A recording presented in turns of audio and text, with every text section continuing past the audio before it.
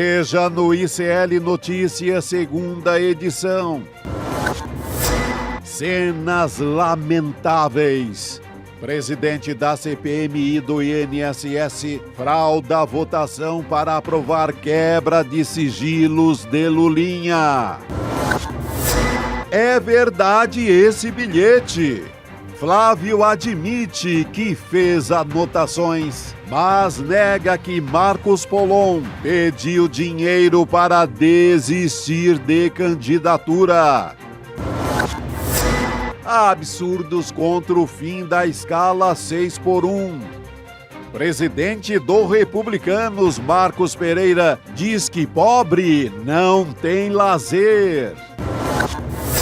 Absurdos a favor dos penduricalhos.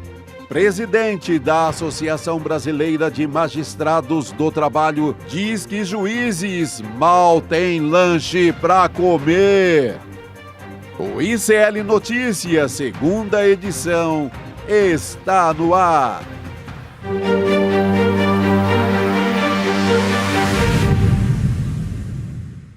Olá, boa tarde. Seja muito bem-vindo, seja muito bem-vinda ao ICL Notícias, segunda edição. Está começando, estamos ao vivo em todos os nossos canais nesta quinta-feira, dia 26 de fevereiro de 2026. Ao meu lado já tem a formação da nossa quinta-feira, que é Juliano Medeiros e Chico Sá. Boa tarde para vocês, queridos. Boa tarde, Gabi. Boa tarde, Chico. Boa tarde, professor. Essa semana eu tô, assim, especialista nos dias da semana, porque hoje eu acordei com a certeza que era sexta-feira. Aí aquela tristeza, eu né? Eu vi que você quase pula direto para sexta. Foi quase. Aquele erro quase. Estamos chegando, Gabi. Calma. Ansiedade. Isso aí. Ansiedade. Muita coisa aconteceu no Congresso hoje, gente, trazendo aqui um resumo enquanto o nosso convidado se acomoda e chega para falar junto com a gente. Teve uma briga generalizada, acusação de fraude, socos. Terminou hoje assim a sessão da CPMI do INSS, que aprovou a quebra dos sigilos bancário e fiscal do filho do presidente Lula, o Fábio Luiz Lula da Silva, o Lulinha. A base governista decidiu recorrer ao presidente do Congresso, o Davi Alcolumbre. Vocês estão vendo aí as imagens da confusão. A base governista estava tentando anular a sessão quando recorreu ao presidente do Congresso, Alcolumbre, porque dos 21 parlamentares com direito a voto, a maioria, 14 foram contra. As imagens que a gente preparou, pelo menos, confirmam esse número. Então, a gente está vendo aí, são os parlamentares que estão em pé fazendo essa contagem. Juliano, só que apesar disso, a gente vai por partes nessa história, né? O presidente da comissão, o senador Carlos Viana, do Podemos, teria contabilizado só 7 votos contrários, o que garantiu a aprovação dos requerimentos. E aí, logo na sequência, a confusão começou. Foram aquelas imagens que a gente mostrou envolvendo o deputado Rogério Correia, o relator, o Alfredo Gaspar, enfim, tem outro deputado também, o Luiz Lima. Muita gente envolvida nessa história, e o deputado Paulo Pimenta, do PT, chega já para conversar com a gente aqui no N2. Aliás, já está a postos. Deputado, bem-vindo ao N2, boa tarde. Eu já te pergunto, vi algumas declarações do senhor muito rapidamente falando sobre entrar no Conselho de Ética, acusando de quebra de decoro também. O que aconteceu no fim das contas? Boa tarde mais uma vez. Boa tarde. Boa tarde. Boa tarde, pessoal. Olha, sou parlamentar já há algum tempo. Eu confesso para vocês que eu nunca tinha vivido uma situação tão constrangedora, né? E tão vergonhosa, que assim, para o parlamento brasileiro. Houve uma ação deliberada por parte do presidente da CPMI de fraudar o resultado de uma votação. Tinham 21 parlamentares titulares aptos a votarem. Nós tínhamos 14 votos, o resultado da votação foi 14-7. E, para surpresa de todos e de todas, na hora de anunciar o resultado da votação, mesmo a gente tendo 14 votos e a oposição tendo 7, ele anunciou que a oposição tinha ganhado a votação. Eu tenho dito durante todo o dia que, antigamente, e o Chico aqui, o pessoal que antigamente acompanhava futebol também, não tinha VAR, né, gente? Então, quando o juiz roubava, o resultado ficava valendo. Eu sou torcedor do Internacional de Porto Alegre. Nos levaram um campeonato brasileiro na mão grande, alguns anos atrás. Se naquela época tivesse o VAR, com certeza o Inter teria sido campeão. Então, o que a gente fez hoje? Concluída a votação, nós fomos até o presidente Davi Alcolumbre e falamos para ele: presidente, chama o VAR. Né? Nós informamos o presidente da fraude e pedimos que o presidente olhe a votação, que a mesa do Congresso olhe a votação. As imagens são em tempo real. A gente pode observar que nós éramos 14 parlamentares, ele conta até o número 7 e, por algum motivo que eu não sei explicar, ele para no 7. E ele diz: olha, tem só 7 deputados e parlamentares aqui. Esse documento que nós preparamos está assinado por nós, os 14. Nós mostramos, através de vídeos, fotos, declarações, que no momento da votação nós éramos 14 e também informamos ao presidente que eram 7 que estavam votando com a oposição. O curioso, gente, é que, por algum motivo, eu, antes da votação, fui até a mesa e falei para ele: presidente, quero chamar a atenção do senhor, nós estamos nesse momento com 14 parlamentares do plenário. Eu entreguei para ele a lista, falei para ele: esses 9 deputados, o senhor pode olhar aqui, estão no plenário, esses 5 senadores e senadoras estão no plenário, e a oposição tem só 7. Então ele sabia quantos nós éramos. E mesmo assim, ele cometeu essa ilegalidade. Então, o que nós queremos é que seja chamado VAR e seja conferido se o presidente está falando a verdade ou se nós estamos falando a verdade. Se ele está falando a verdade, ok, a votação é válida. Se ele mentiu e manipulou o resultado da votação, naturalmente que ela vai ser anulada, e mais do que isso, ele tem que ser responsabilizado. E é por isso que eu vou representar contra ele no Conselho de Ética, porque ele não se enganou, ele fraudou de forma deliberada a votação. Deputado Pimenta, Juliano Medeiros aqui, mais um colorado na transmissão com você. Como é que você está? O injustiçado. O injustiçado. Sabe, né? Foi combinado isso, não é Verdade, possível. é verdade. A gente tem um senso de O justiça. da mão grande, aquele. A gente tem um senso aquele de pênalti do Tinga até hoje, Juliano. Não, roubaram mesmo o Inter. pênalti do Fábio Costa, mas vamos. O pênalti do Tinga até hoje nós vamos conformando. Exatamente.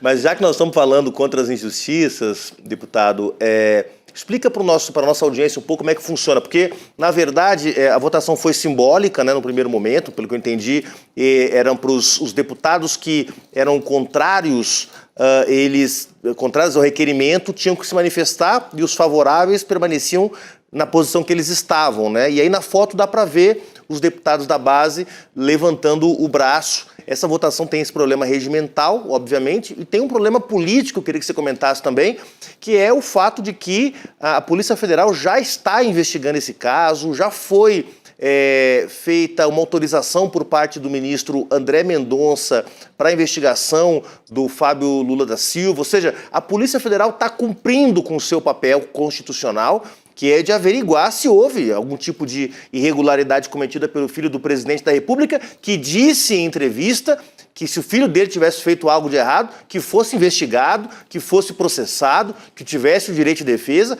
e que, caso se comprovasse alguma coisa, fosse punido. Então, em meio à investigação da Polícia Federal, vem essa tentativa de armar essa confusão, esse circo. Comenta um pouco para a gente também as intenções da oposição por trás desse requerimento, que obviamente não é de investigar nada, é de causar confusão, é de causar caos no meio de uma investigação tão séria e tão importante.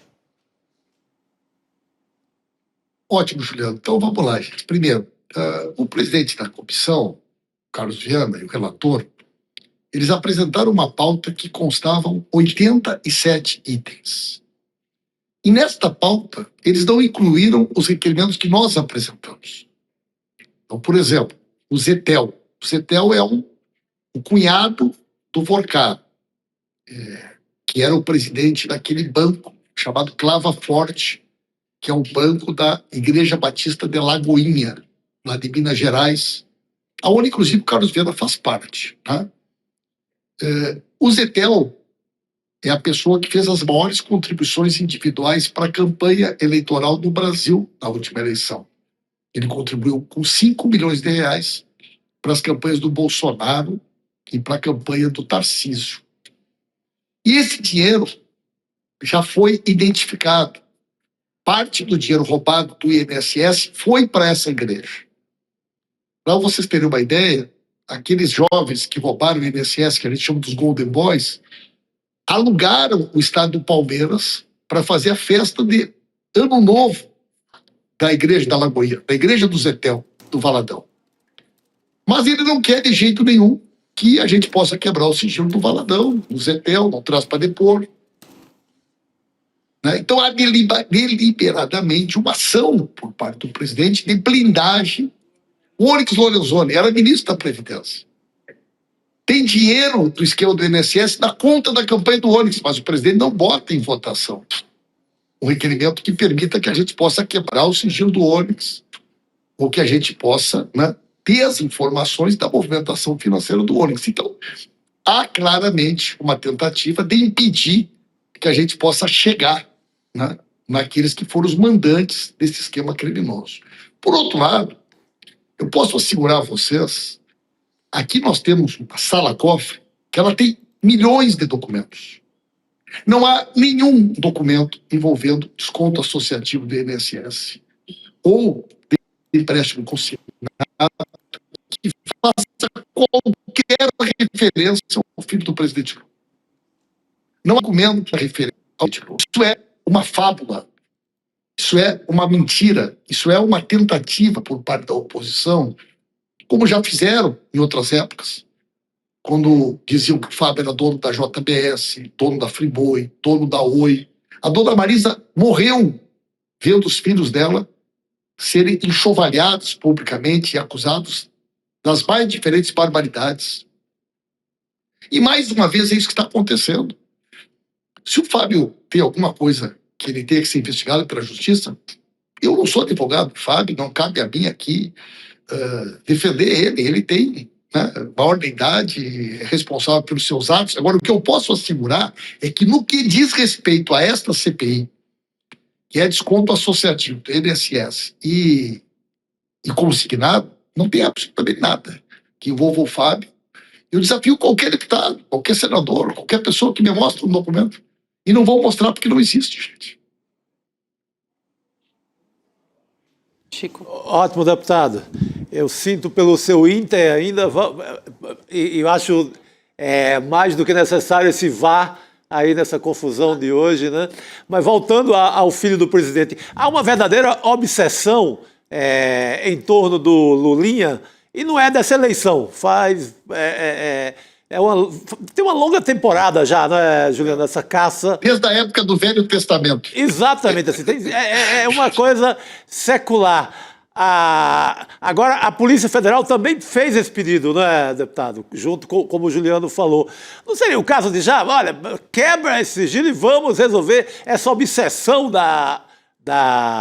essa obsessão da oposição, porque não é objeto ele não aparece hora nenhuma em nada relativo ao escândalo do INSS, como você falou. Se a oposição tivesse o menor sinal, já havia explorado isso, não só nessa eleição, mas de séculos atrás. Como explorou no caso do irmão do presidente, tentou fazer uma vinculação no caso do Frei Chico também, né? Tentou com o Frei Chico. Eles vão tentar com qualquer personagem do entorno do Lula.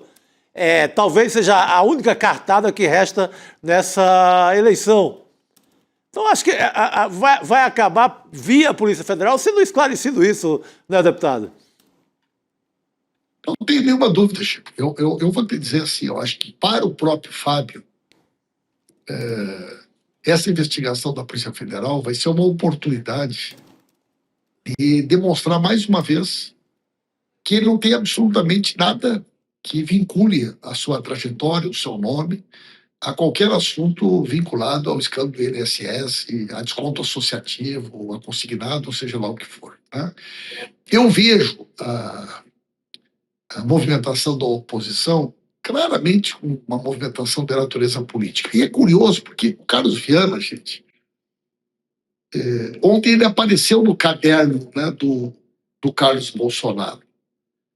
E o caderninho do Carlos Bolsonaro coloca lá o Carlos Viana como o candidato prioritário do bolsonarismo em Minas. Talvez isso explique um pouco da mudança de conduta, de atitude do presidente. Porque o presidente vinha se comportando de uma forma, né, moderada, como magistrado, que no caso ele é presidente. E de uma hora para outra ele começa a assumir uma postura do militante do bolsonarismo. Talvez a explicação para isso esteja no caderninho, né? Um caderninho que mostra ali, Minas Gerais, candidato a senador prioritário, Carlos Viana. Então, a investigação também vai mostrar se existe nexo entre essas duas questões. Deputado, eu queria voltar a essa questão da comissão para te perguntar se a liderança do governo já formalizou que é contrária a esse resultado da votação dos requerimentos da CPMI. Então, se já enviou à mesa diretora do Senado e se o presidente do Senado, né, se o senhor chegou a conversar com ele, e se ele está inclinado a anular essa votação. E se não, imaginando, né, se o senhor considera esse cenário e eventualmente até judicializar essa votação. Bom,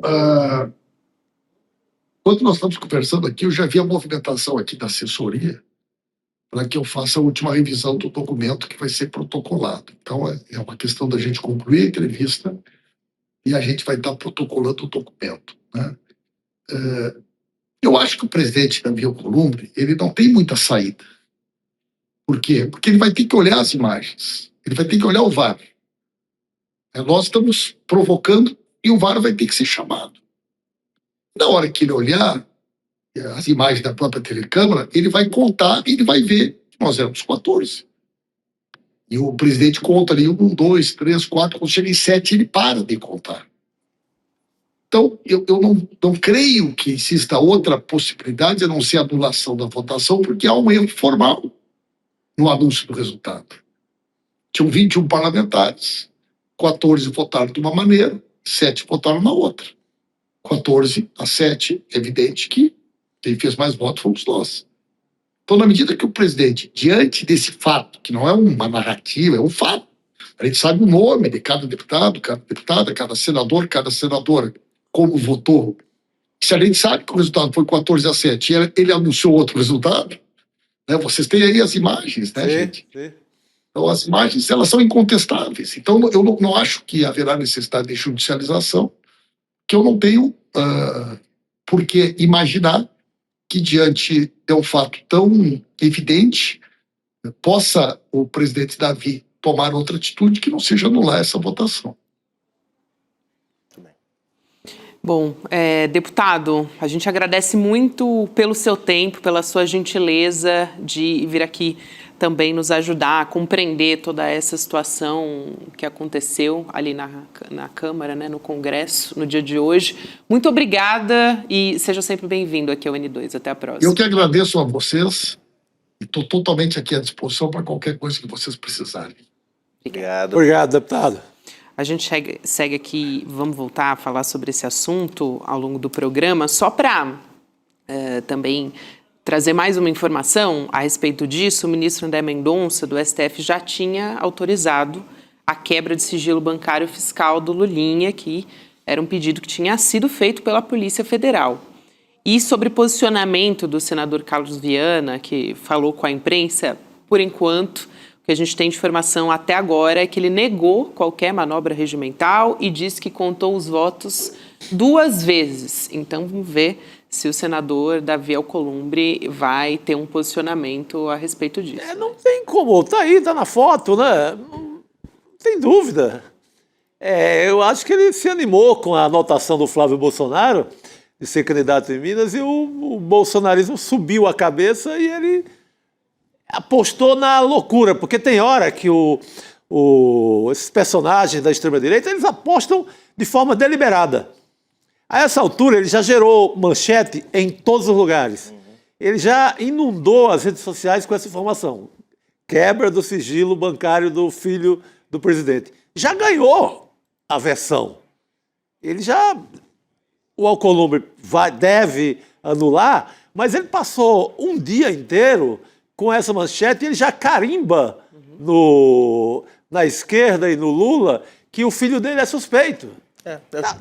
O objetivo foi cumprido. É o típico factoide, né? É o factoide, gerou e movimentou as redes, e movimentou os jornais, portais, era o que ele queria. Aí agora, anulam, fica tudo bem, para ele também vai ser tudo bem. Eu ganhei uma tarde vocês falando só disso no Brasil. E é esse o objetivo, esses caras são canalhas dessa forma.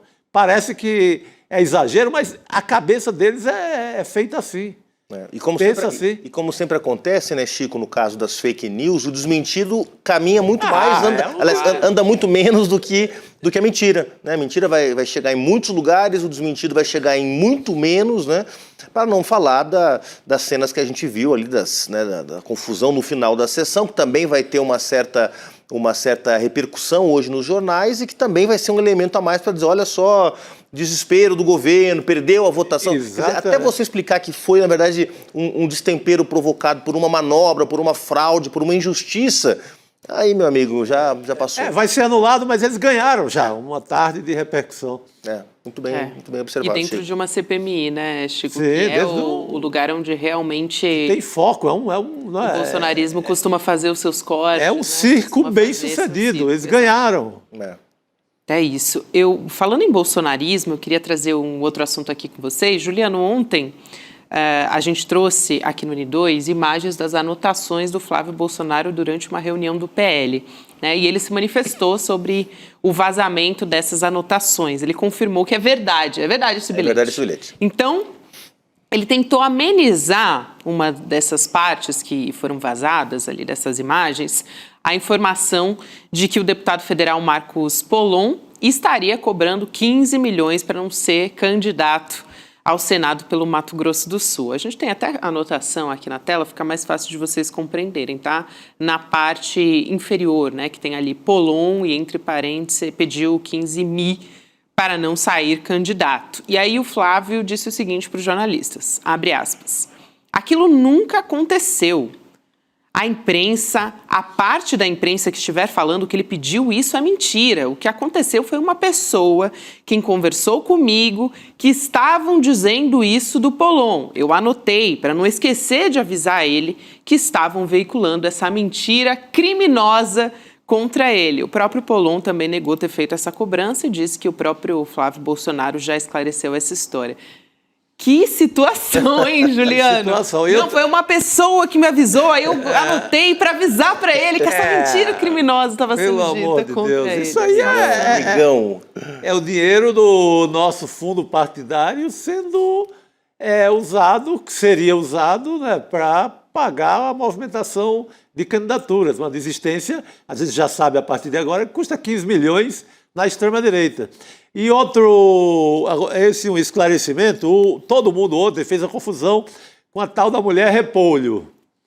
Por quê? Porque todos os jornais, todos os portais publicaram, viram a anotação do Flávio Bolsonaro, como é um Rodolfo com PH que ele anotou, ficou parecido com Mulher Repolho. Então todo mundo divulgou Mulher Repolho. A gente comentou ontem aqui Mulher Repolho. Mas como eu sou leitor de O Jacaré... Tá na tela, Mulher Repolho, que não é Mulher Repolho. Como eu sou leitor de O Jacaré, que é um portal de notícias lá do Mato Grosso do Sul, o Jacaré informa que, na verdade, se trata de Giane Nogueira, do PL do Mato Grosso do Sul. Vice-prefeita de Dourados. Que está na bica para ser candidata ou ao Senado ou ao governo, e que hoje ela nega que vá desistir por 5 milhões. Que esse também foi o preço que o Flávio Bolsonaro achou que ela valia. Essa é uma tabela do Flávio Bolsonaro. O Polon vale 15 milhões pela desistência, a mulher do Rodolfo... Que é Rodolfo Nogueira, do PL. Rodolfo Nogueira, do PL, deputado. E não a mulher Repolho. Então, a senhora Giane Nogueira, do PL, do Mato Grosso do Sul, diz que também não vai largar a candidatura por 5 milhões. Isso.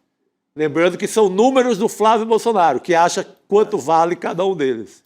3 notas sobre esse tópico. Primeiro, que não tem vazamento nenhum. A imprensa teve acesso a um documento que não é oficial, mas enfim, um documento que foi deixado, azar o dele, foi um bobalhão, como o pai dele já foi outra vez também, que foi fotografado com o celular na sessão brigando com o Eduardo Bolsonaro, chamando o Eduardo Bolsonaro de vagabundo. É verdade, né? Então, assim, é uma turma desatenta, que não cuida das suas informações. Aliás, o Eduardo ganha aquela briga, né? Porque o Bolsonaro fala, cuidado para não acabar na papuda. Quem acabou na papuda foi o pai. Exatamente.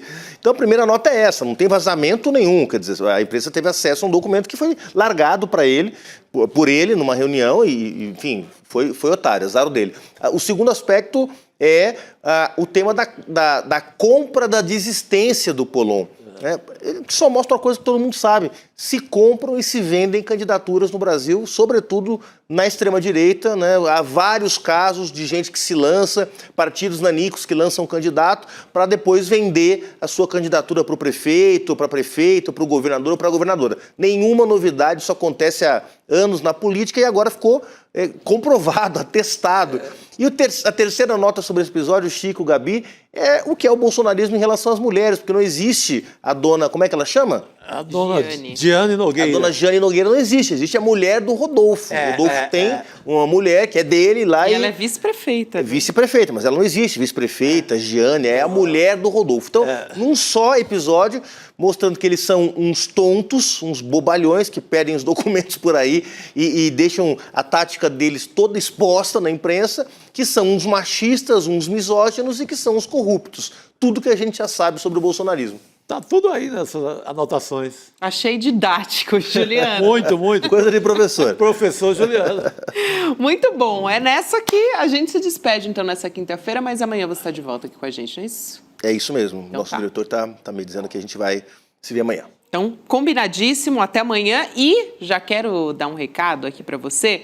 Caso você não se lembre, hoje é dia da estreia do nosso Oráculo ICL. Então, teremos Eduardo Moreira daqui a pouco aqui junto com a gente. Tem mais um convidado. Vamos deixar no suspense aqui para vocês sobre todo mundo que vai estar aqui na nossa mesa daqui a pouco. E também no nosso evento às 8 horas da noite. Mas antes disso, a gente vai trazer uma comunicadora do nosso campo progressista, que é a Carol Sardá, que preparou um vídeo para explicar um pouco sobre, dar uns spoilers do Oráculo ICL pra gente. Vamos assistir? Bora lá. Já imaginou se você estivesse no meio de um debate com alguém que defende que 1964 foi uma revolução militar e você tivesse acesso a todo o conhecimento do Lindener Pareto sobre isso e pudesse responder com profundidade por quais motivos foi realmente uma ditadura e não uma revolução? Ou a pessoa falasse, não sou nem de direita, nem de esquerda, sou neutro, e você pudesse ter acesso a todo o conhecimento da Marilena Chauí para responder sobre isso e explicar que é uma ideologia dominante e hegemônica? Ou ainda, a pessoa solta uma mentira antifeminista e você consegue acessar a todo o conhecimento de Márcia Tiburi, Nancy Fraser, Maria Ribeiro e desmentir rapidinho essa mentira?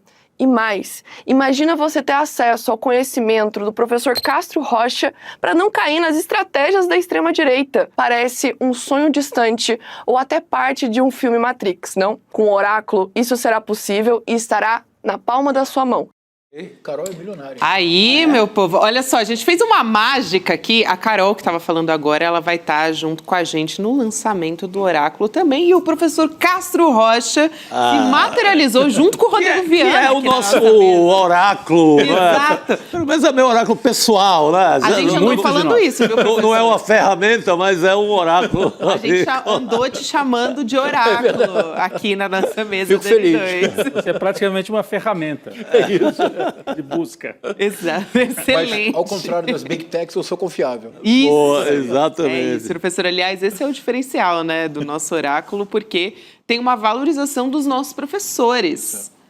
Então, você sabe... Gente que quando estudou você tá os temas, né? perguntando, pesquisando, que são os nossos professores que vão trazer essa resposta ali em questão de segundos. Então, tô ansiosa para começar... A gente já testou, né? Sim, já sabemos o caminho das pedras. Mas oficialmente o lançamento é hoje, aí todo mundo vai poder usar.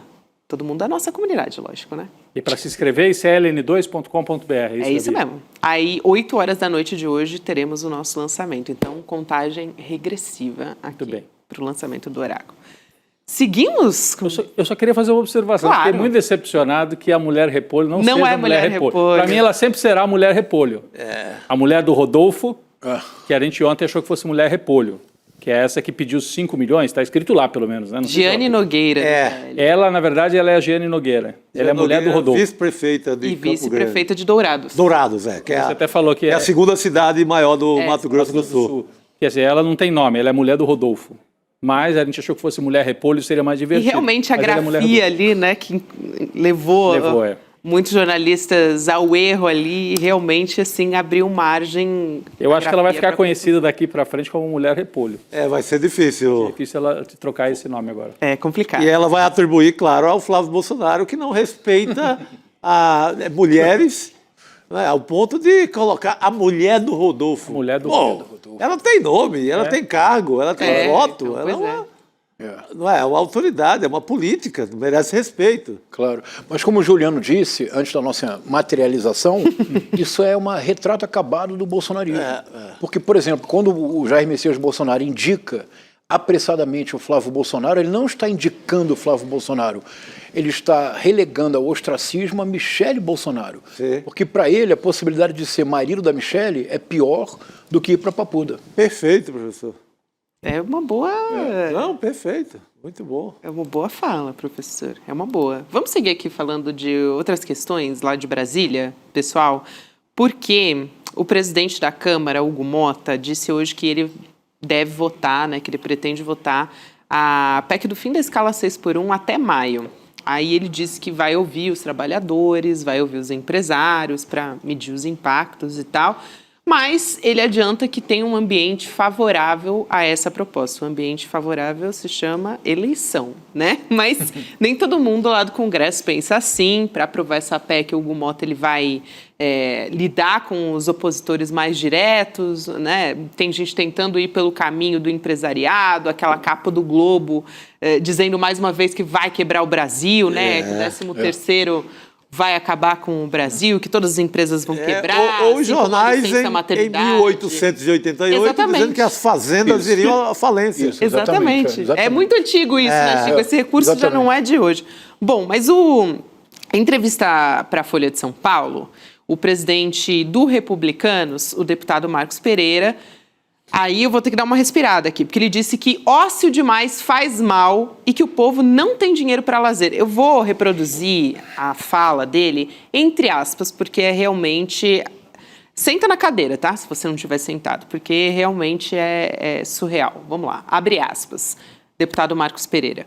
Eu acho que quanto mais trabalho, mais prosperidade. Claro, a pessoa tem que ter lazer, mas lazer demais também, o ócio demais faz mal. E se as pessoas fossem fazer lazer, tivessem condições de fazer lazer, tudo bem, mas a população vai fazer lazer onde? O povo não tem dinheiro, infelizmente. Olha só que escárnio. Vai ficar mais exposto a drogas, a jogos de azar. Pode ser o contrário. Ao invés de lazer, pode ser o mal. Qual é o lazer de um pobre numa comunidade?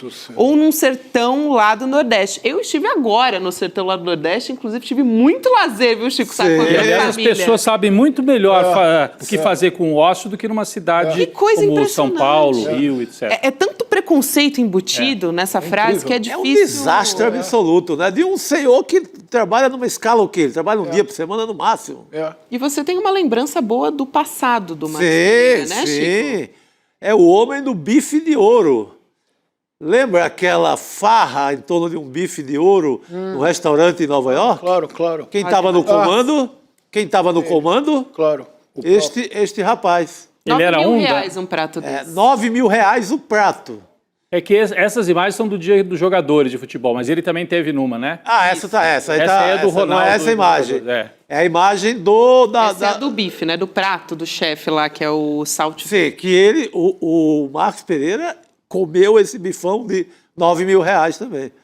Porque ele é ali dourado. E, Gabi, sabe que tem uma coisa, se eu puder fazer um comentário? Claro. Tem algo muito revelador. Vocês destacaram muito bem a fala. A palavra ócio é uma palavra latina, uma palavra clássica, Só tinha ócio quem era nobre. Sim. Daí ócio com dignidade. Não é que o ócio trazia dignidade, é que era preciso ter dignidade para ter ócio. Os que não tinham ócio eram escravos. Sim. A palavra lazer é uma palavra moderna que surge de fato no século XIX. E a palavra lazer implica uma vida moderna onde as pessoas trabalham, mas têm o seu tempo de descanso e de fruição. Este senhor, ele é pré-moderno. A concepção dele ainda é escravocrata, porque ele fala mesmo em ócio. Claro que ele não tem nenhuma noção de que a palavra ócio é uma palavra clássica, mas o fato dele usar dessa maneira tão natural mostra que a elite brasileira é, de fato, como diz o Gessé Souza, a elite do atraso. Sabe quem disse isso também, professor? O Lindbergh Farias, Ah, né? que interessante. Deputado, ele disse justamente isso. São um puro suco da mentalidade escravista da elite do atraso. Exatamente, é isso, olha, exatamente. Ele, inclusive, ele é um recém-chegado na elite brasileira. O Marcos Pereira é de uma geração que veio de dentro da Igreja Universal. Ele só é presidente do partido por indicação do Edir Macedo, na época em que o republicano estava totalmente montado em torno dos interesses do Edir Macedo. Eu sei disso, eu trabalhei na TV Record, então eles tinham um tripé. Era a televisão, a Record, a igreja e o partido, né? E os três tinham que andar muito juntos. Ele botava quadros da igreja para dirigir o partido. O Marcos Pereira é um quadro da Igreja Universal dizendo para o povo, trabalhe e pague o dízimo, mas não tenha ócio, não tenha lazer. Não tenha lazer. Incrível, não é? É impressionante. E o bife de ouro que ele comeu, porque os jogadores acham que é em Dubai. O Marcos Pereira é numa comitiva de deputados que vai a Nova York. É outro bife de ouro. É outro bife de ouro. Bife de ouro bom mesmo tem no Rio, que eu já vi. Mas bife de ouro. que é o Jardim Botânico. Mas daí não tem ouro. Não tem ouro e até a gente pode pagar. Até a gente consegue. Que é um filezão grande de carne, assim, muito bom. Eu acho impressionante, né? Quando você coloca realmente essas imagens, que a nossa equipe está separando a imagem com o Marcos Pereira mesmo. Que aí você pensa e coloca com essa declaração, dá realmente quase que entrega pronto, né, para a população, assim, o tamanho da controvérsia, do preconceito. Eu queria soltar ele, eu levaria com maior gosto o senhor parlamentar ali no Largo 13, em Santo Amaro. Boa. Ali faria uma roda ali no meio dos trabalhadores que circulam ali e mandava ele repetir a frase. Boa. Isso. Só isso, um teste simples. Repete aí que o povo não gosta de trabalhar. Que ócio demais faz mal, né? Ali eu pegaria na volta... Temos as imagens. Opa. Vamos Agora ao bifão. A versão do chefe que a gente tinha visto antes com os jogadores, agora com... Olha ele ali, ó. Recebendo na boquinha o bife. Tem que parar essa imagem, frisar, como a gente diz, ó. Dá uma frisada na imagem, bem a hora que o bife vai para a boca do... Chega a ser obsceno, não é? É. Porque isso é pago com nossos impostos. 9 mil reais num bife. Você dizia que na antiguidade, então, só quem tinha direito a esse tipo de festim eram os nobres. Eram os nobres. Aí eles podiam ter ócio. Exatamente. O escravo, não. Não, imagina. Agora, coloca essa imagem e pensa na frase que ele disse, né? O que o pobre vai fazer numa comunidade? Vai fazer o que ele quiser, né? Na hora que ele está trabalhando. É impressionante. Mas é um dirigismo, assim, do trabalho como aquela coisa como disciplina total da sociedade, né? Isso. É a igreja e o trabalho para disciplinar o pobre. Se deixar solto, dá problema. É mais ou menos Ele fala que vai para as drogas e vai para a jogatina. A jogatina que ele e o partido dele aprovam. É claro. Liberaram as betes Pois de pagar impostos. Ou seja, ele está levando o vício. E é por isso que ele quer segurar esse trabalhador sem ócio, para esse trabalhador gastar toda a grana nas bets. Lembrando da barreira que foi imposta também para taxar as bets para ter fundo para segurança pública, né? Exatamente. Ainda tem isso. Então é esse tipo de gente. Agora, é um ataque que vem de várias partes, né? Aquela manchete da Folha de São Paulo, que é um pouquinho mais elaborada, porque eles não são rastaquera, que nem o Marcos Pereira, então eles tentam fazer um negócio mais elaborado. Estudo para mostrar que o brasileiro, em média, trabalha menos do que a turma do Sudão, do que a turma... Então, aí a Folha faz uma manchete que era uma campanha descarada, quase que para deixar as pessoas com culpa. Você brasileiro trabalha pouco. Né? E, então vem da mídia, vem dos empresários se articulando e vem dessa gente aí, dessa liderança de partidos do Centrão. Mas ainda é uma campanha covarde, né? Porque eles não enfrentam isso, nenhum diz. Esse aí é um descuido, que um diz ou outro.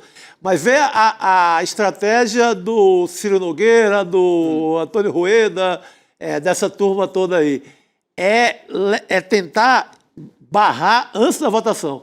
Claro. Porque nenhum vai ter cara de mostrar que votou contra que o trabalhador tenha 2 dias para descansar. Ali, né? Porque isso é a semana inglesa, né, que se dizia antigamente, né? Trabalha 5, folga 2. Claro. Assim, é uma conquista civilizatória. E o trabalho, a escala 6x1 é desumano. Eu já trabalhei na escala 6x1. Quando eu fiz mestrado, eu tinha que ajudar a minha família, então eu precisava trabalhar. Que emprego que eu ia ter que me permitia trabalhar 6 dias por semana, fazer mestrado, escrever dissertação e tentar ter carreira acadêmica, fazer doutorado? Impossível, não é? Não, encontrei a solução. Como eu falo alguns idiomas mal, mas falo, eu fui trabalhar num hotel internacional de madrugada atendendo o telefone. Eu trabalhava de domingo a domingo, chegava no hotel 11 horas da noite, saía 7 horas da manhã e a minha dissertação de mestrado eu escrevi numa cabine telefônica. Eu trabalhei durante 2 anos na escala 6x1. Escreveu no hotel.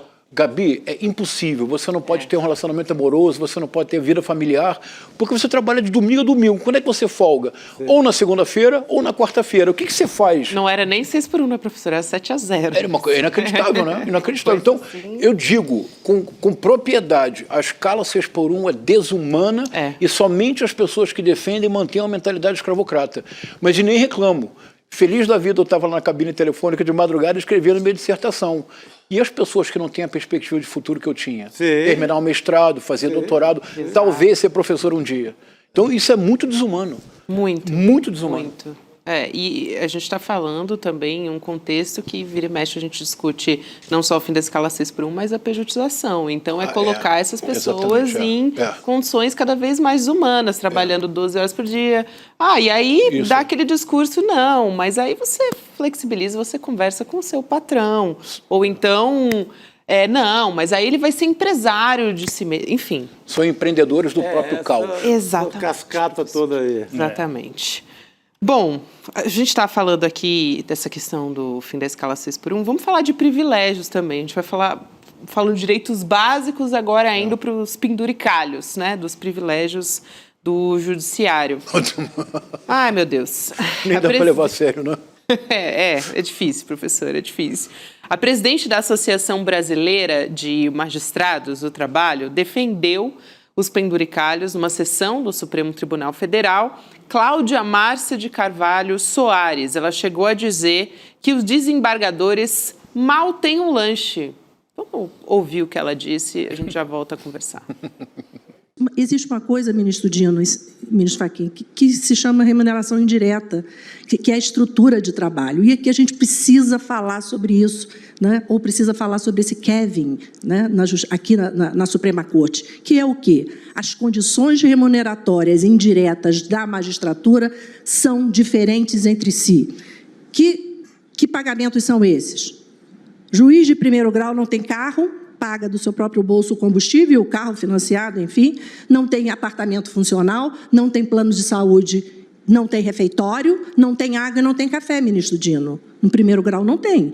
Nós pagamos, eu, pelo menos, quando estava na ativa, pagava o meu junto com a minha equipe, né? Isso faz, o que tem isso, Cláudio? Tem sim, porque isso é indireto. O subsídio que é 46, que cai para uns 24 líquido, né, porque a imprensa só coloca o bruto, não coloca ali o que fica para a Previdência Social e para o imposto de renda. Não coloca exatamente que, para o juiz de primeiro grau, esse valor nominal é completamente diferente para um ministro ou para um desembargador. O desembargador também não tem quase nada a não ser um carro. Não tem mais nada também. Mal tem um lanche, pelo menos no Rio de Janeiro, eu não estou sabendo mais dos lanches. Bom, vamos fazer uma cotinha para mandar um lanche para esse desembargador. Essa senhora ganha R$105 mil. Meu Deus do céu. Pô, pelo amor de Deus. Juiz aposentado. Para com isso, Gabi, né? Essa aí vai ficar conhecida como a juíza do lanchinho, né? Tem a mulher repolho, que não era repolho, e é a juíza do lanchinho. Juíza do lanchinho. Mas eles têm obsessão no negócio de lanche, né?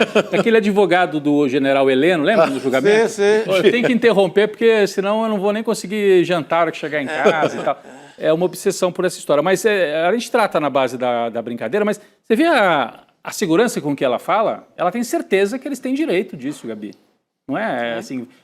e ela está querendo dizer, a gente não tem apartamento funcional. Ela está querendo, na verdade, dar uma cutucada nos ministros do Supremo, dizendo, vocês estão aí querendo colocar ordem e acabar com os penduricários, vocês vêm para Brasília e têm apartamento funcional. Porque se deslocam e são 11, né? É a cúpula maior do Poder Judiciário. Um juiz lá no Rio de Janeiro, por que ele precisa de apartamento funcional? Se ele é do Rio, Claro. Né? Ou do Espírito Santo, ou da Ele Bahia. passa no concurso e ele aluga uma casa ou compra uma casa e vai, porque o dinheiro dá para fazer isso.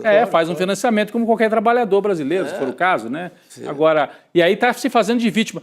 Os desembargadores, coitados, não tem quase nada, a não ser um carro. Aí ela lembra que todos os desembargadores têm carro, com motorista, provavelmente. Sim. Como diria a Carol Brígido, nossa colega, né, que agora está em outro jornal, mas que conversou com a gente aqui no ICL muitas vezes, uma vez ela soltou Gente, isso é uma lasanha de absurdo. São muitas camadas. São muitas camadas. É uma lasanha. Muito bom. Já que estamos falando de lanchinho, né? É uma lasanha. É uma boa, né? Uma boa lembrar dessa frase da Carol. E ela achou que ia se consagrar na classe, na casta, com esse discurso. Tem um revelador, não é? Na fala dela, se a gente, pelo avesso, a fala dela revela a maneira pela qual o Estado foi construído no Brasil. No Brasil, o Estado foi construído para a preservação de privilégios. Isso na forma tributária brasileira e, sobretudo, na justiça. O Brasil é o único país do mundo que tem 4 instâncias recursais. Isso significa que, na verdade, preserva os privilégios da elite. Olha, nenhum de nós que está aqui nesta mesa teria condições, numa causa muito complexa, de chegar ao Supremo Tribunal Federal, porque nós precisaríamos passar 15 anos pagando uma banca de advogados competentes para passar primeiro grau, segundo grau, Superior Tribunal de Justiça, STF. Nós não conseguiríamos. Quem chega no STF?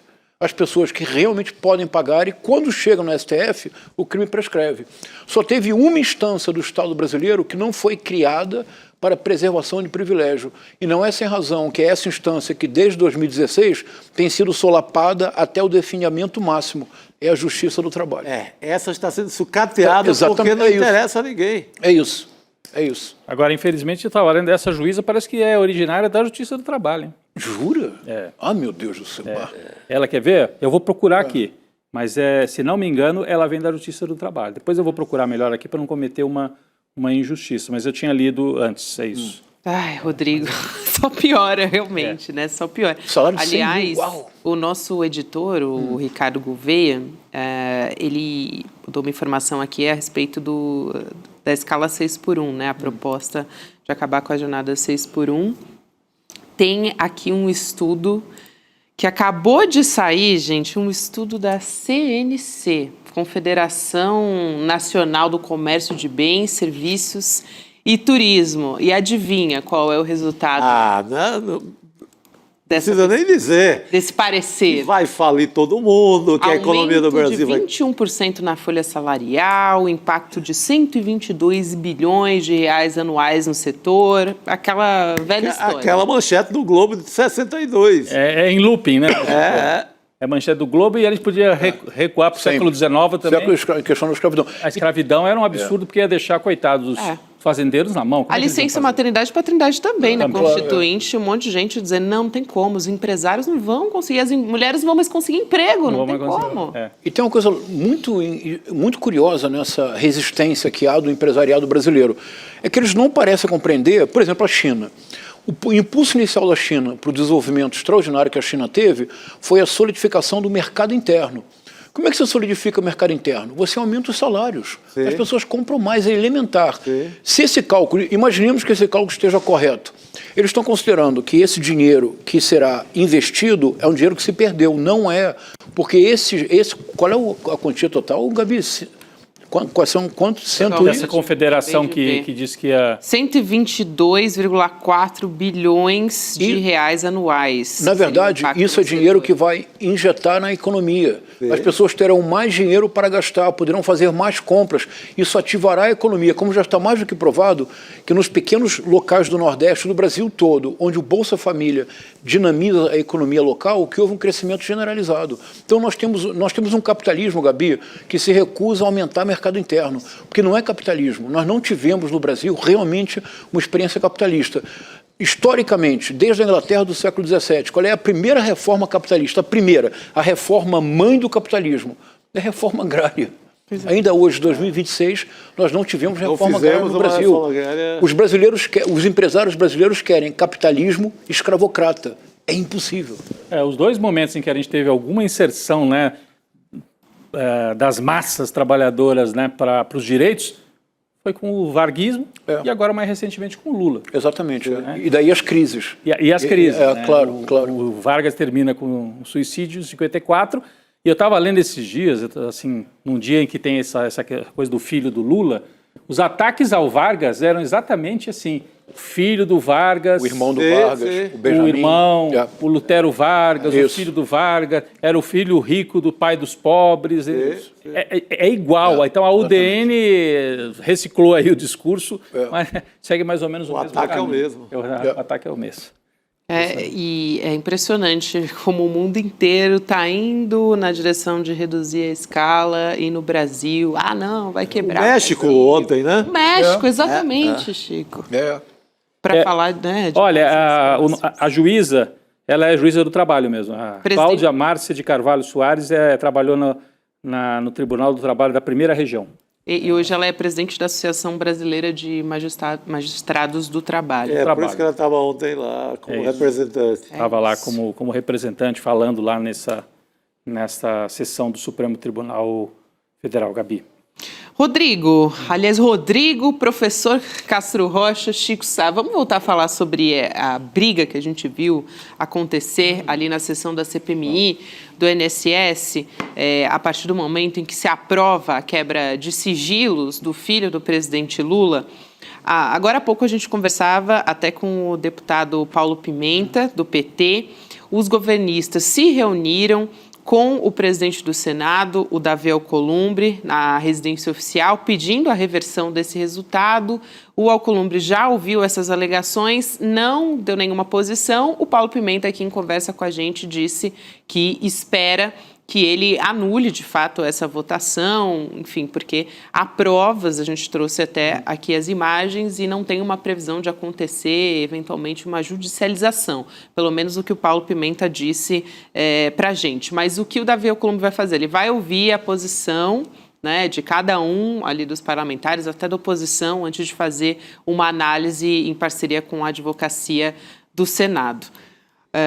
Mas a base governista está acusando o presidente da comissão, Carlos Viana, de um golpe, por conta daquela conta que a gente fez aqui, né? 21 parlamentares com direito a voto, a maioria, 14 foram contra. E as imagens que a gente preparou têm justamente essa contagem. Está aí na tela, Gabi. Está na tela. É em 3 pedaços, olha aí, ó. Damião Feliciano... Bem a hora que eu falei, tiraram. Mas, ó, Damião Feliciano, Alencar Santana... que corre rápido, mas são os 4 primeiros, depois mais 6 e no final completa 14. Você está olhando agora para a tela? A maioria, é claro. São aqueles que se levantaram, tem os nomes aí, olha, Alencar, Romero, Orlando Silva está ali atrás, Chico. Depois você vai para a próxima tela, Átila Lira, Neto Carleto, Rogério Corrêa, Soraya, Paulo Pimenta, Kleber Verde. E a última tela, Tereza Leitão, Randolph, Jacques Wagner, Jussara Lima. 14 levantaram e falaram, somos contra. 7, me parece. 7. Foram a favor. E aí contaram mais uns 2 votos que estavam na mesa, mas perderam. Não tem, a imagem é muito clara, né? Não tem como o Alcolumbre não anular isso.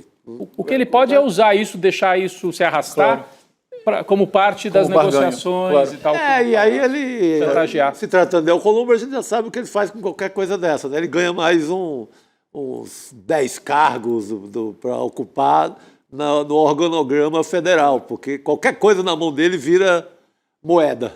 Exato.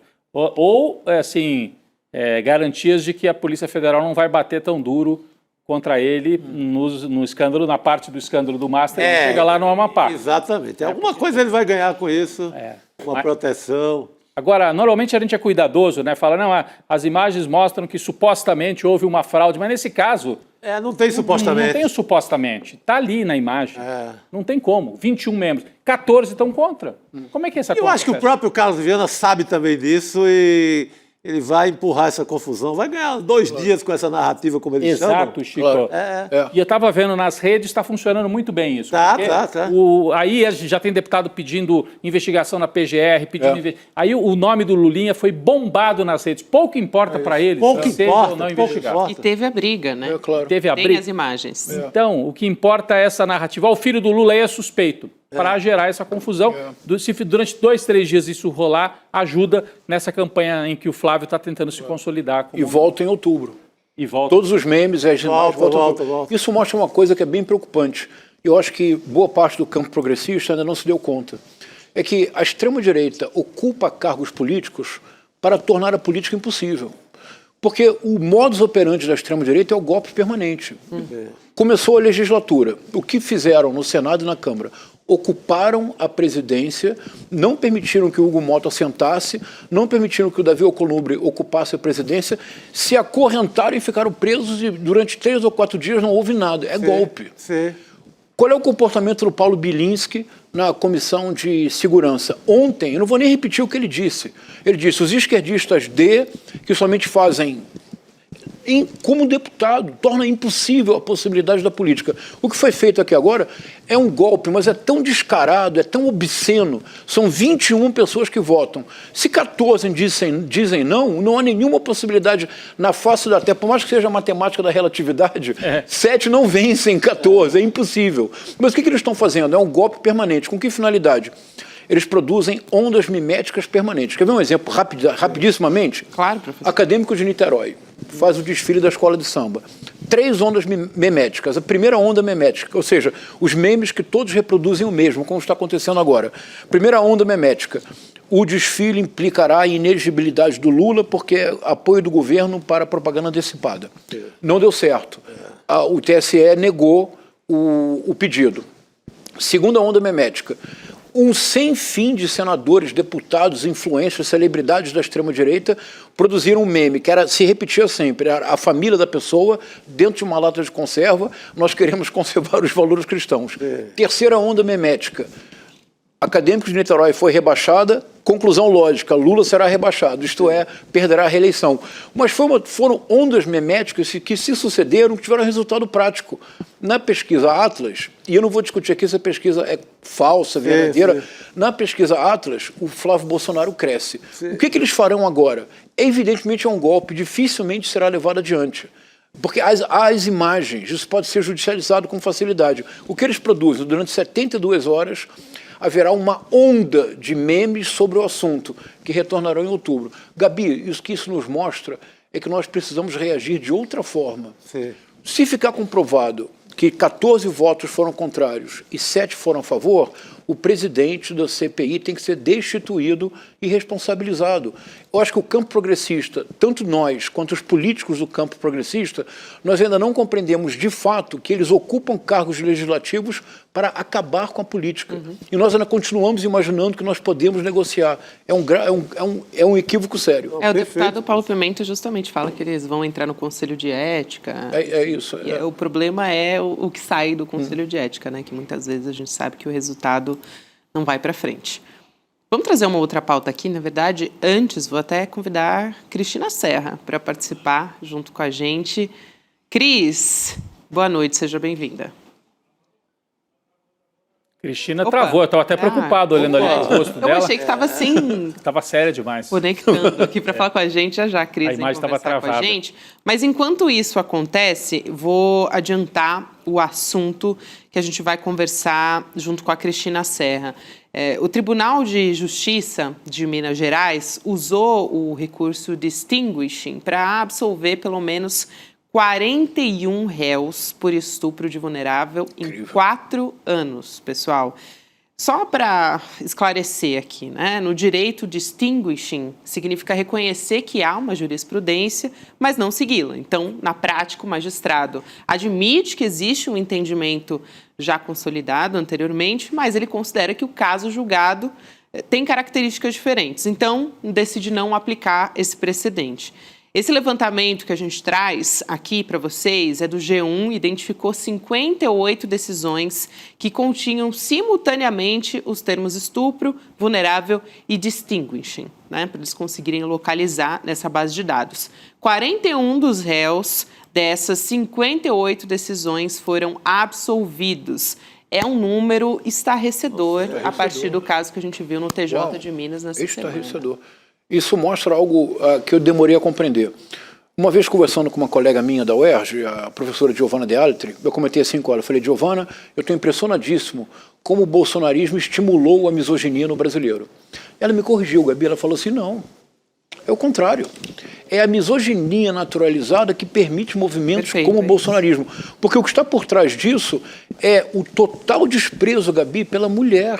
É o homem se considerando tão superior à mulher que juízes são capazes de contrariar uma jurisprudência estabelecida para favorecer casos de estupro. Este último caso, que foi esse escândalo, um homem de mais de 30 anos com uma menina de 12 anos, é estarrecedor, mas, infelizmente, o caso não é estarrecedor. Estarrecedor é a realidade brasileira. É a misoginia e o machismo que dominam a realidade brasileira. É porque não é uma exceção. Não é, exatamente, não é uma exceção. Isso. A Cris voltou agora, a gente consegue conversar com ela. Cris, boa noite para você. Oi, Gabi, professor João César, Chico, Rodrigo. Olha essa mesa hoje do ICL. Tá? Vou te falar, viu? Não junto com você, Cris. É isso. Boa noite, pessoal. Boa noite, querida. A gente falava agora há pouco, trazendo esses dados, né, sobre esse recurso, né, do direito distinguishing utilizado, pelo menos nesse levantamento que o G1 trouxe, né, 41 dos réus de 58 decisões que foram absolvidos em casos de estupro de vulnerável. E a gente vem conversando a respeito disso, Cris, por conta de um caso emblemático, depois vou trazer até atualizações sobre essa história, mas do TJ de Minas, em que um homem de 35 anos foi absolvido por estupro de vulnerável, né? Eles diziam aqui, vou usar muitas aspas, relacionamento com uma de 12. Não existe relacionamento com uma menina de 12 anos. A nossa lei é muito clara em relação a isso, né? Se chama estupro de vulnerável. Mas é impressionante, Cris, que mesmo com essa lei consolidada que a gente tem para proteger crianças e adolescentes, ainda assim tem pessoas em posição de poder, nesse caso do TJ de Minas, né, homens em posição de poder, que se sentem autorizados de aplicar uma jurisprudência, enfim, uma reinterpretação dessa lei, o que não existe, né? Gabi, olha, essa situação, ela é um combo de várias arbitrariedades, né? Mas eu diria, ela expressa de uma forma muito clara a força do patriarcado, né? Que a gente tem visto, não é só no Brasil, em outros países a gente tem visto isso. Um caso que a gente sempre comenta por aqui, caso Jeffrey Epstein, a força do patriarcado.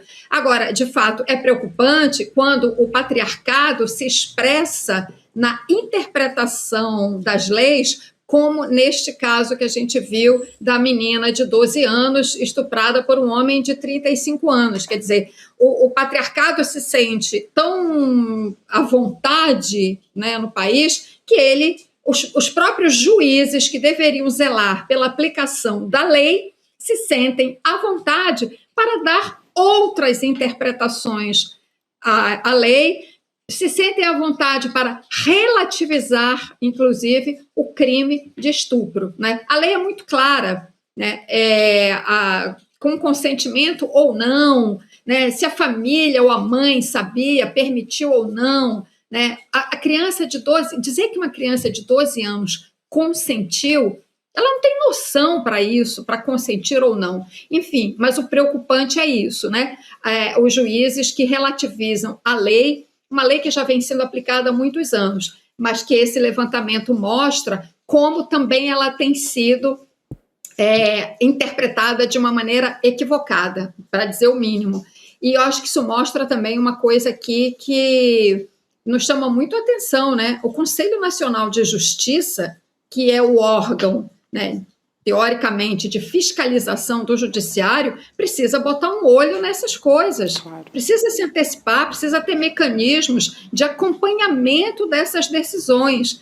A gente só está discutindo esse caso, né, porque este caso específico da menina de 12 anos com um homem de 35 veio a público e causou um debate nacional, a ponto do relator mudar o voto, né? Pressão social, né? Ainda bem, funciona. Agora, o levantamento do G1 vem e mostra que outras decisões também foram tomadas no mesmo sentido, no mesmo tribunal. Então, a gente está sempre enxugando gelo, né? Chorando sobre o leite derramado, aqui para usar expressões populares que todo mundo entende.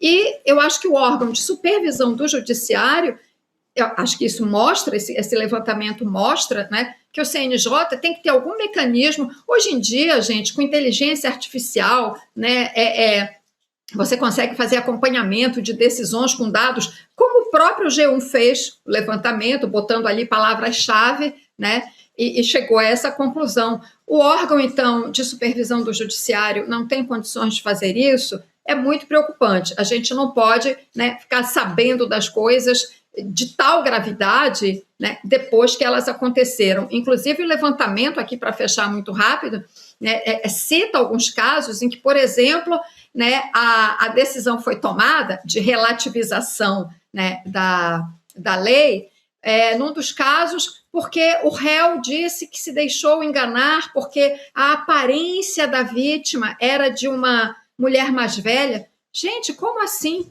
Desde quando a aparência da vítima, né, é critério para uma decisão? Os critérios para a decisão têm que ser os fatos, o que aconteceu diante da lei, né? E isso tem que ser cotejado com a lei, o que a lei diz. Então, é muito grave esse levantamento, eu achei de muita gravidade, mas que é isso, a expressão da força do patriarcado no nosso país. Só para complementar uma informação que a Cris já trouxe, esse desembargador, o Majid Nawef Lawar, ele voltou atrás nessa decisão, ele foi relator desse julgamento, que tinha absolvido esse homem de 35 anos, depois voltou atrás. Agora, a mãe dessa menina de 12 anos e também esse agressor, eles foram presos. Então, foi assim que a Cris estava explicando para a gente, voltou atrás dessa decisão. E é importante porque começaram a aparecer denúncias contra esse desembargador. O que a gente tem na situação de momento? 2 pessoas que prestaram depoimento para o Conselho Nacional de Justiça para a investigação que apura essas denúncias de assédio contra o Majid. O tribunal, o TJ de Minas, disse que o desembargador não vai se manifestar sobre essas acusações. Eu queria lembrar uma particularidade que o Chico Sá trouxe aqui na mesa para discussão nessa semana, que é o que normalmente acontece com esses magistrados, inclusive os que há constatação de que são abusadores, né? Eles vão para a aposentadoria compulsória. Eles são premiados, né? É isso. Uma baita aposentadoria. A grande punição é ser aposentado. Com todos os penduricalhos. Todos os penduricalhos. Então é a glória total por cometer um desatino desse. Agora, que palavrinha também, né? Eu sei que daqui a pouco vai aparecer alguém da área jurídica explicar distinguishing, né? Que está ali, eu até estava vendo aqui na tela, que é o termo técnico utilizado pelos desembargadores. Se quiserem até colocar aí na tela para o pessoal entender o que eu estou falando. Distinguishing. Né? É o termo técnico para dizer, tem uma jurisprudência? Tem, mas eu não vou seguir. E aí, vamos traduzir para o português? Excepcionalidade, exceção. Exceção, vamos criar uma exceção aqui? Boa. É mais ou menos isso. Sim. É uma palavra em inglês, eu sei que provavelmente tem teoria jurídica sobre isso, tem uma série de... Não, mas pode ser traduzido. Vamos traduzir para... É uma forma de ocultar o sentido profundo. Exatamente, porque eu acho que quando vem com essas palavras difíceis, a justiça deveria ser feita para o povo. Então as pessoas têm que entender do que nós estamos falando. Distinguishing, exceção. Vamos pegar uma regra e torcer e falar, não vale. Aqui nesse caso nós vamos liberar o sujeito, ele pode abusar de uma moça com menos de 14 anos, de uma criança, na verdade, porque estabelecemos o distinguishing. Vai para o inferno, né? E nesse caso, o desembargador legislava em causa própria. Total, ele estava se defendendo. É isso. Criando uma jurisprudência para si mesmo no futuro. Olha lá, olha a palavra na tela aí, ó. Distinguishing. E aí, isso aí ajudou a embasar 40 casos, né, Gabi? Você trouxe, é isso? Exato. Na verdade, um levantamento feito pelo G1, acho que a Cristina... Não, eu estava só querendo... Vocês deram explicações ótimas. Eu estou só querendo chamar a atenção para a palavra mesmo, que me ficou assim, aqui soando na minha cabeça, estranho essa expressão. Rodrigo, um detalhe, você traduziu, é uma exceção, ou deveria ser uma exceção, mas o que o levantamento do G1 mostra, pela frequência com que isso tem sido aplicado, é que não é tão excepcional assim. Pois é. Na verdade, os jogadores, enfim, os juízes têm usado muitas vezes as tais exceções, e isso é que é preocupante. É exatamente isso, porque são 41 dos réus das 58 decisões que o G1 analisou que foram absolvidos. De 58, 41. Então é o contrário. É a regra. Passa a ser a normalidade. A normalidade em Minas, no Tribunal de Justiça de Minas, se tem um adulto se relacionando com uma criança, pode. E tem uma exceção aqui, eu vou entender que pode. Rapaz, então... Provavelmente só não pode se o criminoso for pobre. Muito rapidamente, aqui só uma consideração. O Tribunal de Justiça foi ouvido pela reportagem, né, o Tribunal de Justiça de Minas. E aí fala que são milhões de decisões que o tribunal toma, milhões de causas, etc, etc. E o levantamento do G1, ele se refere a um período. Evidentemente, a reportagem não tem como analisar todas as decisões do tribunal.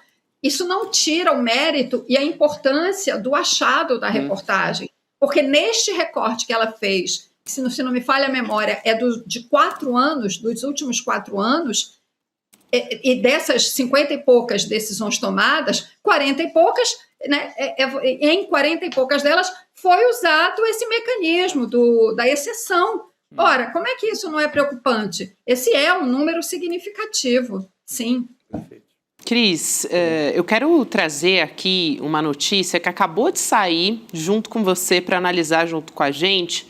A Corregedoria Regional da Polícia Federal, no Rio de Janeiro, afastou preventivamente o Eduardo Bolsonaro, ex-deputado federal, do cargo de escrivão da Delegacia de Polícia Federal em Angra dos Reis, na Costa Verde Fluminense. O Eduardo vai ter que entregar arma de fogo e carteira funcional em até 5 dias úteis. Ele vai entregar para o Trump lá nos Estados Unidos? Isso, vai entregar para o Trump, Rodrigo Boa.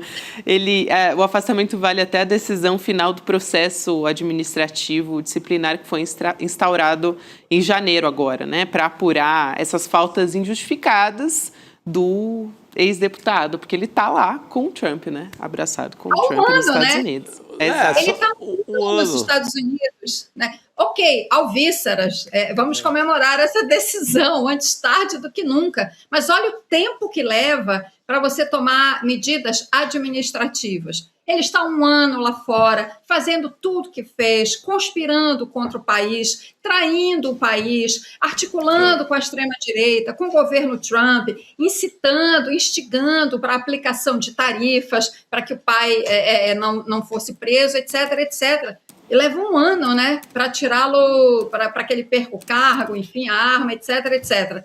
Essa é uma coisa, esse é um debate que faz parte, inclusive, do que a gente estava falando há pouco, né? Esse juiz envolvido aí no caso da menina.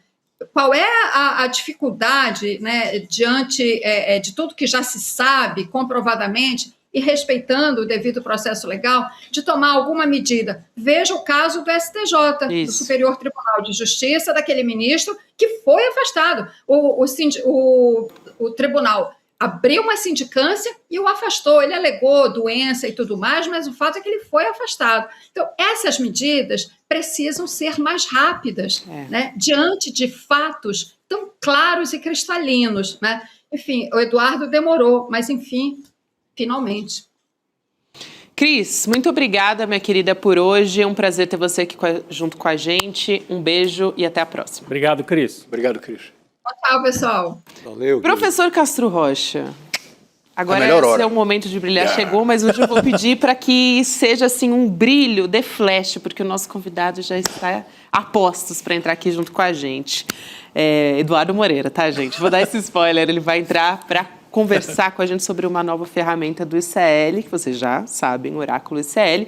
O professor Castro Rocha preparou uma análise literária justamente para falar sobre inteligência artificial.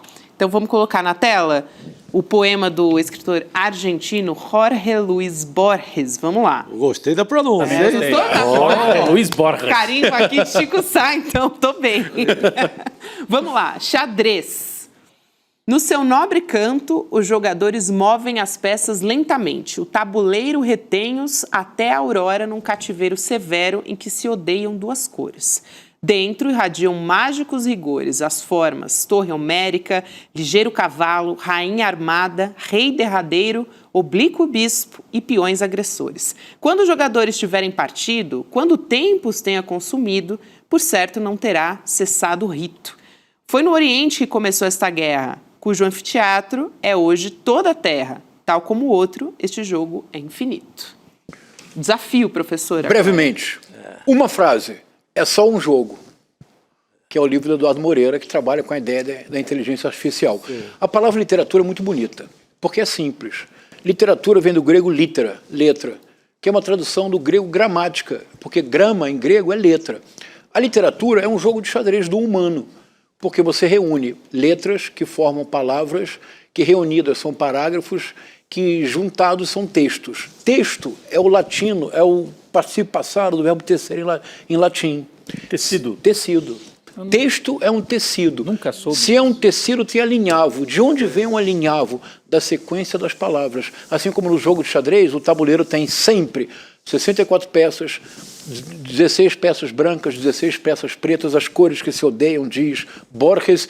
Mas uma vez que o jogo principia, as possibilidades são infinitas, mas dependem sempre da capacidade humana de organizar as peças. Isto é, a literatura e o jogo de xadrez.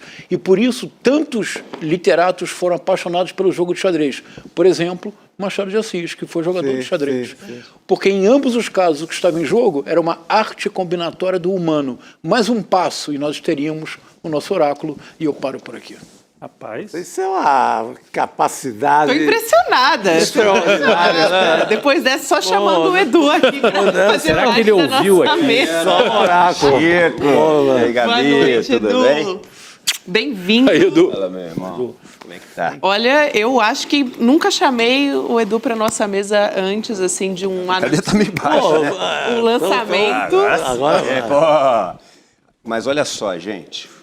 Você sabe que toda vez que a gente lança uma coisa, e eu queria falar com todo mundo que está em casa, porque é o seguinte, toda vez que a gente lança uma coisa, é natural que a gente seja meio hiperbólico nas coisas e entusiasmado e animado. Tudo que a gente lança, a gente está animado aqui. Então, muitas vezes, o perigo disso é você habituar e vacinar as pessoas com esse entusiasmo e quando aparece uma coisa que é completamente fora do comum, essa coisa não ter todo esse destaque para as pessoas que vai acontecer. Porque ela fala, mais um super lançamento, etc. E eu queria falar para vocês vão entender isso daqui a uma hora. Vocês vão entender isso daqui a uma hora. O que a gente está lançando hoje, e hoje eu estava em casa, eu quase tomei um calmante. Juro. Eu juro. Porque o que esse negócio, a gente está fazendo isso, há um ano a gente está programando o que a gente vai lançar hoje. Só que o que aconteceu nas últimas semanas, em termos de desenvolvimento, e nos últimos dias, são coisas que vocês que assistiram aquela apresentação, nem vocês sabem. Nem vocês sabem. Isso é uma possibilidade de revolucionar o ensino no mundo. No mundo. Quais os grandes problemas que a gente tem hoje com a inteligência artificial? Você tem, primeiro, o roubo intelectual. Sim. Você não respeita a propriedade intelectual e você rouba conteúdo. Você tem um problema enorme que é o seguinte, a inteligência artificial, estava ouvindo ali tua explicação do texto, da palavra, ela é medíocre, no sentido de que ela trabalha com médias. Isso. Ela é a média do que existe na internet. Só que na internet tem muita coisa boa, mas tem muita coisa ruim. E ao ser a média e homogeneizar a cultura e o conhecimento, ela, por exemplo, não respeita perspectivas locais. E é um perigo, porque ela não homogeneiza só o conhecimento, ela homogeneiza a moral, ela homogeneiza de acordo com aquela pessoa que comanda aquele motor de busca. Ela é uma ameaça de demissão em massa. Sim. E ela assume a autoria, ela se coloca como autoridade de uma coisa que ela não é autora. Aliás, as pessoas não sabem que a palavra autoridade vem de autoria, vem de autor. E ela se coloca como autoridade de uma coisa que ela não é autora. E isso virou um problema enorme no mundo inteiro. É um problema que até, pasmem, os grandes fundos de investimento, as grandes empresas de tecnologia, as big techs, eles estão buscando uma solução para isso, porque aquela tecnologia que veio como uma promessa das pessoas terem muito mais conhecimento, está emburrecendo as pessoas. As pessoas estão ficando cada vez mais rasas e superficiais no seu conhecimento. Os professores estão perdendo o estímulo, as pessoas que gostariam de se tornar mestres acham que essa não é a profissão do futuro, e o que a gente vai mostrar hoje à noite muda completamente o jogo, revoluciona a educação e vai, assim, diretamente confrontando todos esses problemas, um por um. E traz uma solução que vai fazer... A gente vai mostrar hoje a solução que a gente fez no ICL. Mas a gente já está em processo de implementação disso em escolas, já está com processo de implementação isso em universidades, e isso vai revolucionar a relação aluno-professor, vai usar a ferramenta de IA como um potencializador dos mestres e valorizador da profissão de docente, e vai fazer com que as pessoas elas possam estudar de uma maneira muito mais inteligente e prazerosa do que estudaram até hoje. É uma revolução. É uma revolução que a gente vai mostrar hoje à noite. Então eu falo para vocês assim, não percam em hipótese alguma, se você é aluno, se você é professor, se você trabalha numa empresa, se você é um curioso, estudioso, um leitor de livros, não percam em hipótese alguma o que vai ser mostrado, porque o dia de hoje é um dia histórico para a educação. O Edu, a gente tem falado aqui chamado de uma ferramenta. É um pouco mais do que uma ferramenta. É mais do que uma ferramenta. Ele é, obviamente, um motor e que esse motor, essa ferramenta, adaptado a um conjunto de dados, ela se torna um produto. Então, um motor adaptado a um conjunto de dados se torna um produto. Só que o que a gente vai mostrar hoje é mais do que só um motor e é mais do que só um produto. É um cavalo de pau no conceito de como a tecnologia pode ser utilizada para a educação. É um cavalo de pau, é uma guinada de 180 graus uma nova mentalidade. Daquela solução. Sabe quando você chega, eu sou engenheiro, você chega e fala assim, não, esse é um conjunto de equações sem solução? As pessoas estavam vendo isso como um conjunto de equações sem solução, um beco sem saída. A gente encontrou a saída e a gente vai mostrar hoje à noite. Sensacional. E tudo com base, né, para quem, assim, eu acho que a nossa comunidade já acompanhou nos últimos dias, mas tudo com base no que existe já de palestra, de curso, de conteúdo que já está lá no ICL. Né? Novamente, é que eu não quero dar muitos spoilers, até porque falta muito pouco tempo. Daqui a 1 hora a história. Aliás, se você... É só você ficar aqui, se você quiser ficar aqui, deixar ligado o negócio, daqui a 1 hora vai tá aí na sua tela. Mas se você não quiser, eu até recomendo, vai, janta um negocinho, dá aquela socializada, dá aquela relaxada. Só se inscrever aqui, ó, tá aqui, ó. ICLN2. Clica agora, eu vou pedir pro pessoal botar no chat aqui. Clica no link icln2.com.br. Aí você vai clicar nesse negócio, vai botar ali o aviso, você vai ser levado a uma página, aí clica naquele sininho para te ativar. Isso, aí o que acontece? Você já fica ali, quando começar, você é notificado, você não vai perder. Mas eu estou falando de coração isso. Assim, me deem esse voto de confiança de que o que vocês vão ver hoje à noite é revolucionário. Me deem o voto de confiança que o que vocês vão ver hoje à noite é revolucionário. E eu tenho certeza que todo mundo vai sair da noite de hoje, assim, com uma esperança, sabe? Tanto os alunos como os mestres. Porque é um jogo inacreditavelmente de ganha-ganha. O Castro Não é Rocha só um vai jogo. estar junto, né? Não é só um Não é só um jogo. O Castro Rocha vai estar junto, né? Vai, porque é muito importante ter a figura do mestre docente. Estamos todos ali, né? E eu representando, acho que ali as pessoas, dezenas de milhares de pessoas, representa aqueles que estão aprendendo, que estão no CL para poder buscar conhecimento, mas é muito importante, e eles têm sido esquecidos, ouvir o cara que está ali do outro lado, que é esse cara que construiu o conhecimento, que esse cara tem esse papel tão grande de construir, né? Ainda mais, Edu, no momento que todo mundo está com uma visão muito apocalíptica disso tudo. Isso, e é para estar. Vai tirar meu emprego, assim, a situação isso. de risco, né, diante disso. Você vai apresentar uma outra história dessa parada toda. E já vou dar mais um insight. É uma solução que a gente desenvolveu com toda uma característica para ela se tornar global. É uma solução que é uma solução feita, tá? E preparada. Aí eu já estou falando do motor. O produto de hoje também é assim, mas o motor já foi feito assim para 7 idiomas. Uau! Para 7 idiomas. Então é uma solução que imediatamente ela vale para a América Latina, ela vale para a América do Norte, ela vale para a Europa, ela vale para vários países da África. Aliás, também estamos vendo umas possibilidades de revolucionar a educação em alguns lugares da África com isso. E ainda não, mas está chegando. A gente vai adaptar ela para poder ser utilizada na China também. Uau! Muito bom. Aí conquistamos o mundo. Quê? Ou não. A gente decoloniza o mundo. Não é isso? Eu acho que essa que é a principal intenção. Claro. O mundo tá com muitos conquistadores já. A gente precisa libertar o mundo. E decoloniza a IA também. Decoloniza a Muito IA. bom. A inteligência. Não, mas eu tô falando, vocês vão ficar... E a gente vai usar ela aqui hoje. Não é só uma apresentação estática. A gente vai usar.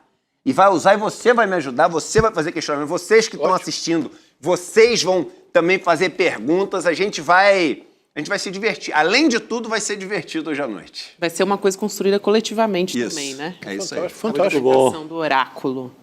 Estou muito animado. Daqui a 1 hora tamo junto, galera. Estamos animados, então. Ó, clica no link aqui, ó. Não esquece não, icln2.com.br. Para quem tá vendo na TV, tem o QR Code também, né? Aqui na tela, tá no canto. Então, se vocês estiverem assistindo pela televisão, vocês podem... Aí, ó, aqui do lado. Vocês apontam o celular aqui.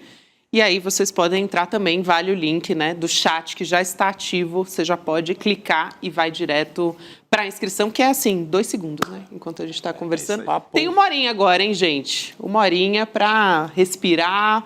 8 da noite começa. E 8 da noite. voltar aqui às 8 da noite. Vamos nessa, então. Vamos nessa. Boa sorte. ICL sendo ICL, né? É isso. É isso aí. Edu e professor Castro Rocha estarão lá. A gente tem um encontro às 8 horas da noite. isso Vamos aí, nessa, Gabi. pessoal. Vamos Boa lá. sorte. Obrigado. Valeu. Tchau, pessoal. Até amanhã. Até amanhã. É hoje, turma, chegou o grande dia. 8 horas da noite a gente vai lançar a ferramenta revolucionária que muda completamente o jogo, não só para aprender as coisas, mas para esse ano tão difícil como 2026. É uma ferramenta que vai fazer você ter ao seu lado o tempo inteiro as maiores cabeças pensantes do Brasil e do mundo, de uma maneira rápida, prática e pessoal. Uma ferramenta única no mundo, fruto de mais de 1 ano de desenvolvimento do ICL. Todo mundo precisa assistir e ter acesso a essa ferramenta para, nesse ano, a gente sair vitorioso.